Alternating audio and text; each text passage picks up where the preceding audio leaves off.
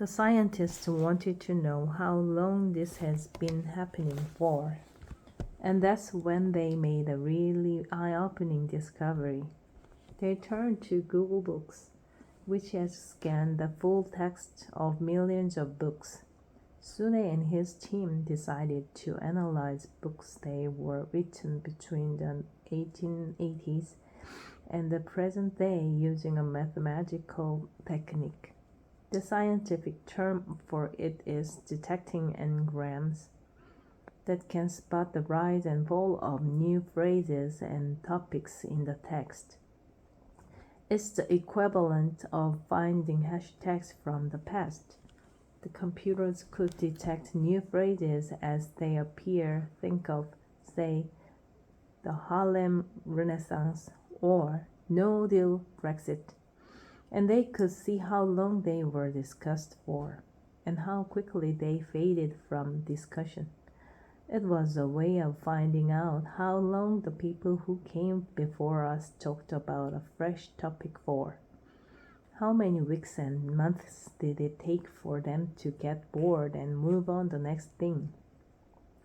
When they looked at the data, they found that the graph looked remarkably similar to Twitter's.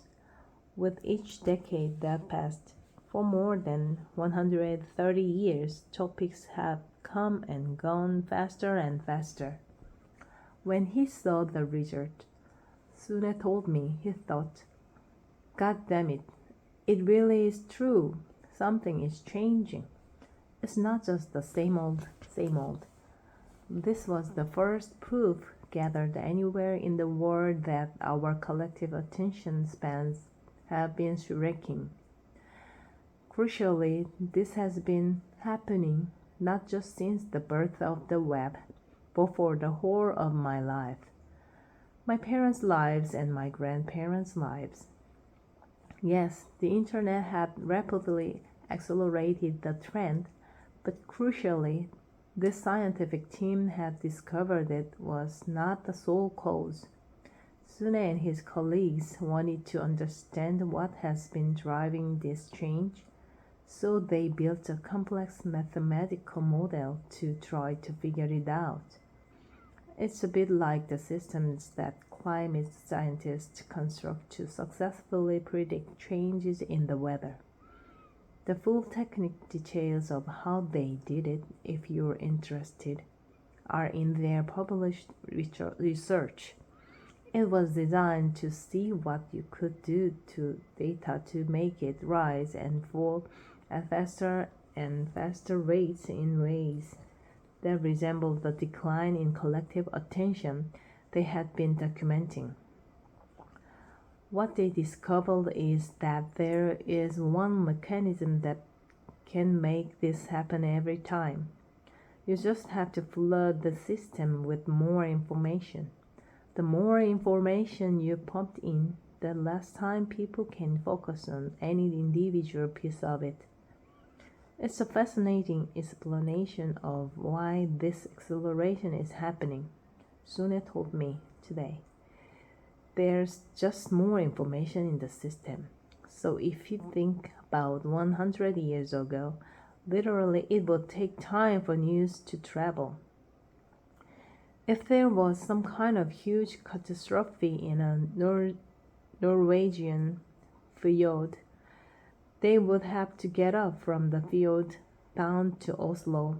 Someone would have to write it up, and it would slowly wend its way across the globe. Compare that with the 2019 massacre in New Zealand, when a depraved racist began to murder Muslims in a mosque, and it was literally streaming live, so anyone could watch it anywhere. One way of thinking about this, Sune said, is that at the moment, it is like we're drinking from a fire hose. There's too much coming at us. We are soaked in information. The raw figures on this have been analyzed by two other scientists, Dr. Martin Hilbert at the University of Southern California and Dr. Priscilla Lopez at the Open University of Catalonia. Picture reading an 85-page newspaper. In 1986, if you added up all the information being blasted at the average human being, TV, radio, reading, it amounted to 40 newspapers worth of information every day. By 2007, they found it had risen to the equivalent of 174 newspapers per day. I'd be amazed if it hadn't gone up further since then. The increase in the volume of information is what creates the sensation of the world speeding up. How is this change affecting us? Sune smiled when I asked. There's this thing about speed that feels great. Part of why we feel absorbed in this is that it's awesome, right?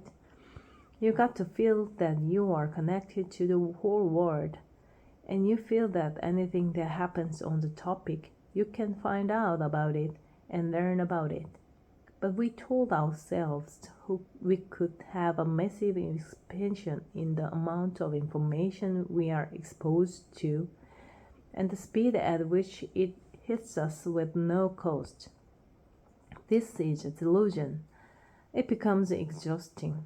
More importantly, Sune said, what we are sacrificing is death in all sorts of dimensions. Death takes time, and death takes reflection. If you had to keep up with everything and send emails all the time, there's no time to reach death. Death connected to your work and relationships also takes time.